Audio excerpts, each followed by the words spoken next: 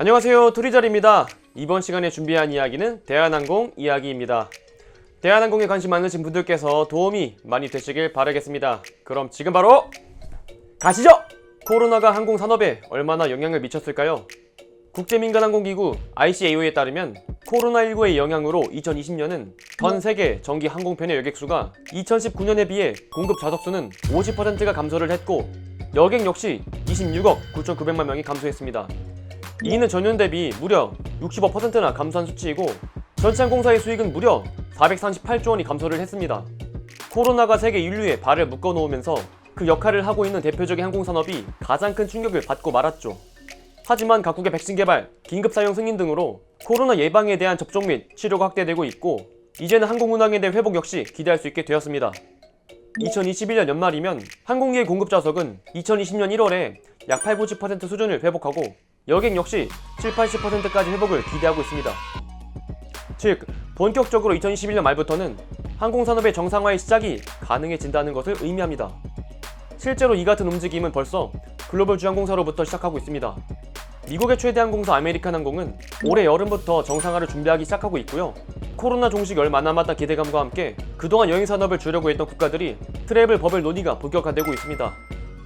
트래블 버블은 코로나19 방역이 잘 된 지역 간에 안전망을 만들어서 서로 여행을 허용하는 협약인데요. 트래블 버블이 시행되면은 코로나19로 동맥경화처럼 막혀있던 여행 수요가 폭발하면서 항공산업 역시 이익을 얻을 것으로 기대가 되고 있습니다. 유럽은 올해 여름부터는 접종을 받은 미국 여행객에게 입국을 가능케 한다고 선언을 했습니다. 물론 이것은 EU 집행위원회가 미국 여행객을 받아들이자고 결정하더라도 이는 권고사항일 뿐 각국이 독자적으로 입국 제한 조치를 유지할 수 있습니다. 원칙적으로 백신 접종자들의 입국을 허용하더라도 음성 확인서나 며칠간의 격리 등 최소한의 방역 의무를 부과할 수도 있죠. 하지만 유럽의 경우에는 관광산업에 대한 의존도가 크기 때문에 그리스, 스페인, 이탈리아, 포르투갈 등 관광 의존도가 높은 나라들은 서둘러 빗장을 풀 것으로 예상이 되고 있습니다. 즉, 지금까지 우리가 기대하고 있던 순간 코로나의 종식의 선언을 우리는 지금 함께하고 있는 것입니다.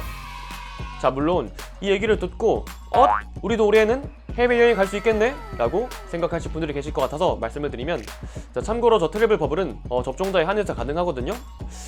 그렇다면 저도 제가 언제 접종할 수 있나 확인을 해봤더니, 자, 현재 한국의 접종률은 2.1%, 11월까지 집단 면역은 물 건너간 듯 이라고 기사에 나와 있네요. 상반기까지도 전 국민의 23%도 어려워 보인다 라고 합니다. 국제적으로 여행이 서서히 풀리는 것은 맞지만 접종을 못 받은 저 같은 평범한 시민들은 나갈 수가 없다가 되겠죠. 자, 하지만 그래도 여행을 못 가는 우리와는 다르게 슬슬 비행기를 뛸 수 있다는 소리에 희망을 가지고 있는 회사가 있습니다.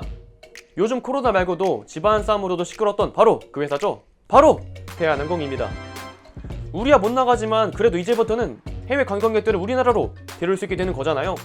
그래서 현재 최근에 대한항공의 주가를 보면은 역시 세상에는 미래를 예측하지 훌륭한 분들이 아주 많다는 것을 보여주고 있습니다. 2020년에 코로나로 저점에 빠졌던 주가가 2021년 5월 11일자 기준으로 3만원 선을 회복하면서 코로나 시대 이전에도 버금가는 기대감을 가져가고 있습니다. 대한항공 주주분들 축하드리고요. 자, 그런데 딱 여기까지만 말씀을 드리면 분명히 다른 면도 생각이 드실 것 같아요. 코로나가 종식이 되면은 종식 선언으로 그동안 참아왔던 전세계 사람들의 여행에 대한 욕구가 폭발하면서 여행 시장이 폭풍 성장할 것은 맞지만 분명히 언젠가는 해소가 완료될 것이고 결국 여행객의 수요가 조정이 되면서 성장의 한계가 올 것이란 말이죠. 이 사고는 어느 정도 일리가 있습니다. 항공산업은 사이클을 타기 때문에 또 언제 코로나, 글로벌 경기 침체 혹은 유가의 변동성의 위기가 언제 또 오게 될지 모르거든요. 즉, 단순한 여행 재개로는 대한항공에게는 큰 기대감을 가지기가 어려울 수도 있다는 점입니다. 자, 하지만 여러분들도 아시다시피 분명히 대한항공에도 훌륭한 분들이 많이 계시죠? 대한항공 역시 이번 코로나를 겪고 항공산업의 침체를 막기 위해서 안정적인 사업 포트폴리오 구축하는 것을 깨닫습니다. 제2의 코로나를 피하기 위해서는 새로운 사업 다각화가 대한항공의 필연적인 선택이 된 것이죠. 그래서 대한항공은 이 같은 산업의 사이클을 피하기 위해서 또 한 번의 새로운 사업을 다각화하는데요. 그래서 대한항공의 신사업은 무엇이냐? 바로 대한항공이 UAM 도심항공 모빌리티 산업에 진출을 합니다. 대한항공은 자신들이 항공기업이라는 특징, 바로 본질 자체에 충실하는데요.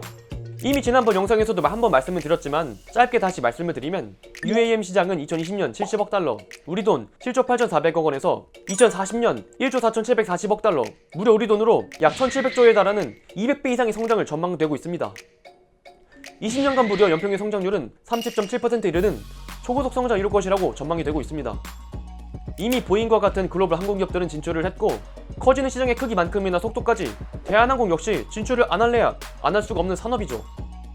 그런데 여기서 특히 대한항공이 UAM 산업의 진출을 주목해야 하는 이유가 있는데요. 알고 계셨을진 모르겠지만 대한항공은 이미 이전부터 항공우주 산업에 투자하고 있었다는 점을 아셔야 합니다. 대한항공의 매출을 보면은 전체 매출 중 7%는 항공우주 산업에서 나오고 있습니다. 우리는 단순하게 여객해서를 알고 있었지만 나름 이 항공우주 분야에서는 과거부터 적극적으로 진입하고 있었습니다. 그리고 우리가 체감하는 것보다는 생각보다 대한항공이 항공우주 분야를 대하는 것이 상당히 진지한데요. 대한항공은 2000년대 초반부터 KAI 한국항공우주 산업을 인수하려는 시도를 했었습니다. 2004년, 2006년, 2009년 무려 3차례나 시도할 정도로 한국 항공우주 산업의 진출에 대한 의지가 있었죠. 하지만 3차례는 이미 도전에 실패를 했었고 마지막 최종 2012년에는 두산중공업과의 무리한 가격 경쟁에 불이 붙어 결국 2차를 포기했죠. 대한항공에게 항공우주 부문은 꼭 이루어져야 하는 염원 중 하나였습니다. KAI 인수가 불발이 되자 대한항공은 항공우주 산업을 분사해 투자 유치를 검토할 정도로 국내 항공우주 산업의 통합을 목표로 하기도 하죠. 이미 대한항공이 여러 차례 KAI를 인수하려고 진행을 했을 만큼 대한항공의 항공우주 산업에 대한 높은 이해도가 예상이 됩니다.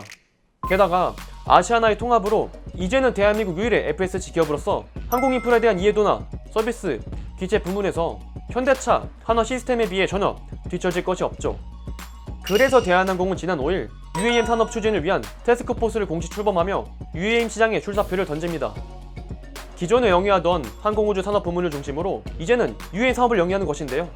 현재 폭발 성장 중인 UAM 시장을 기존까지 영위하던 한국 여객 산업의 노하우로 시장을 재패하겠다는 목표를 가지고 있는 것이죠.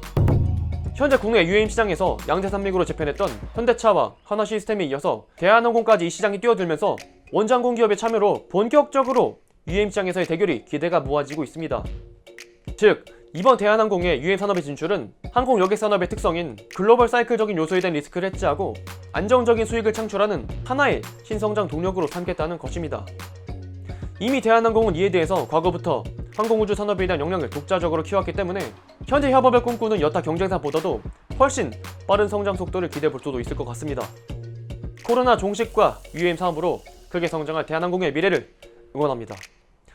오늘의 영상은 여기까지입니다. 영상의 내용이 좋았다면 구독과 좋아요 한 번씩 부탁드리도록 하겠습니다. 그리고 알림 설정까지 하신다면 유튜브 토리달에 영상이 올라오는 대로 바로바로 시청하실 수 있습니다. 그리고 전 여러분들의 모든 댓글을 달고 있습니다. 원하시는 기업과 산업 말씀해 주신 매주 2패치 분석해서 올려드리고 있습니다. 그럼 저는 또 다음에 좋은 영상으로 찾아뵙도록 하겠습니다. 존경하는 구독자 여러분, 그럼 다음 시간에 또 만나요. 안녕!